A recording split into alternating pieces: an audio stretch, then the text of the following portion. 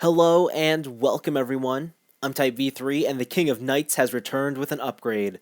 This is Figma Saber 2.0, Max Factory's second attempt at the illustrious servant from the series Fate Stay Night. A pretty girl in regal armor is probably the easiest way to describe Saber, and unsurprisingly, it's a description that fits this figure well too. First impressions are strong. There's a lot to like about Figma Saber's presentation. Generally speaking, her proportions and shape are correct, while the sculpting of the finer details are sharp. Though, what I most enjoy about this figure are the slight artistic liberties Max Factory took with the design. For starters, Figma Saber's outfit is far more tapered than other renditions of the character. Her shoulder pads, chest armor, and even her boots all have pronounced points to them. Additionally, I like how the base of her dress is hiked up higher on the sides, and the asymmetrical wrinkles are nice too. These design choices keep Saber looking natural rather than unattainably perfect. On the coloring side of things, there's not much to complain about. Everything is painted evenly and crisply. Maybe sections of the dress could have used some shading, though the blue tone is deep enough that any real benefits would be minimal at best. On the other hand, the silver armor could use some darkened shadows, specifically around the edges of the gauntlets and leg guards. They just seem dull in comparison to the torso armor.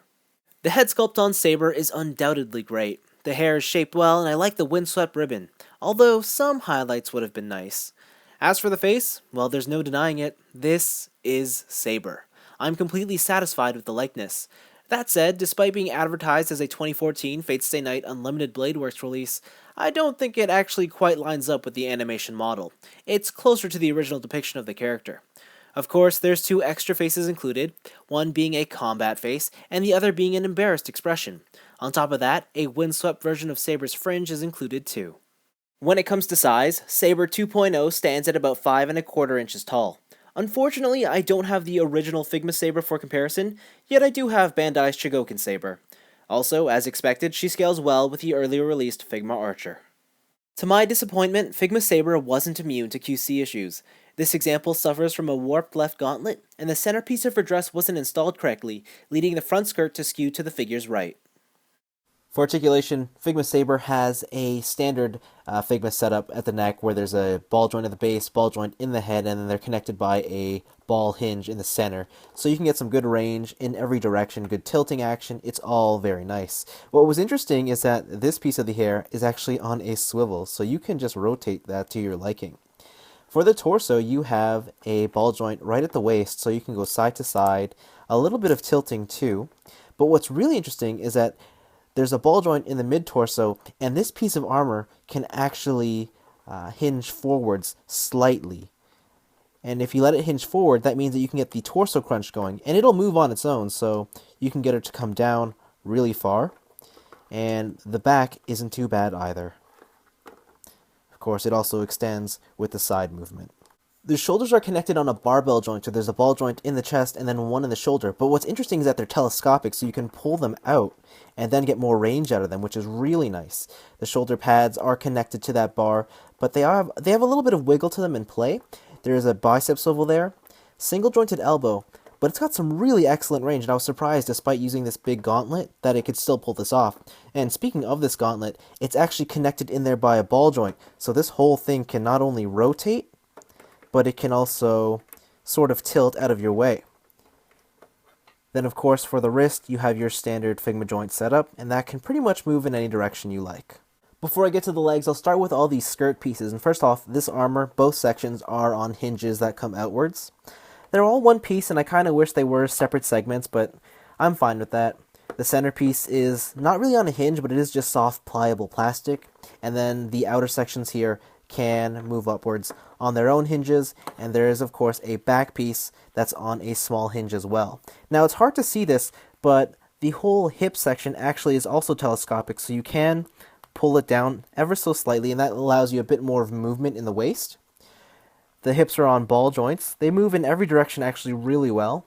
There's a built-in thigh swivel in there. Single joint at the knee, pretty good and decent range. And as for the ankles, they're on a two pegs and a hinge, so they can go pivot downwards. You have yourself an ankle tilt, a toe joint, and this little piece of angle armor can move on its own. I am genuinely impressed by Saber's articulation. This Figma can pose better than it has any right to, and it has excellent balance too. I seriously have no complaints here. It's fantastic. On to the accessories, and first up, her rack of hands. The variations you get are fists, blade fingers, gripping hands, a left side only pointing index, and a special pair of semi-open palms which we'll focus on later. For weapons, 2 swords are included, Excalibur and Caliburn, along with their scabbards. These accessories are highly detailed and painted accurately. Using the gripping hands, Saber can wield both swords well enough without any weight issues. As for the scabbards, you can sort of wedge them into the special semi-open palms. It's not the most secure connection, but hey, it works. These special hands also hold an additional feature. Underneath the left hand is a small divot. Here you can place the pommel of either sword and then have Saber displayed in a proud stance. I found this to be a thoughtful inclusion. Finally, the traditional Figma bag and display stand round out the accessory count.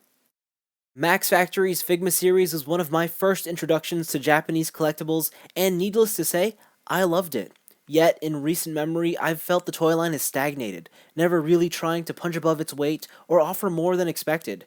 Even last year's introduction of the 2.0 body seemed more like an iterative upgrade rather than a reinvention of the line. However, all these feelings have changed with the arrival of this brand new Saber. Put simply, Figma Saber is a brilliant toy. It's a figure with an abundance of great qualities. Overall presentation, likeness to the character, and level of playability are all top-notch. Accessories are good too, though I'll admit they could be better. In fact, I would have ditched the Caliburn altogether for a clear Excalibur complete with invisible AR effect parts. Furthermore, the figure does have some QC problems. Still, these are small dents in Saber's solid armor, and don't take away from the fun. Add to that, at just under 4,500 yen, Saber is surprisingly reasonably priced. Fate Stay Night fans looking for a Saber action figure, this is the one to get. For general toy enthusiasts wanting a pretty girl in regal armor, you won't be disappointed. Figma Saber 2.0 truthfully is that good. So much so that she single-handedly reignited my excitement for the future of the Figma series. But that's all for me. Thanks for watching, and with the King of Knights receiving a successful upgrade, I can only hope the same will be true of the Crimson Magician.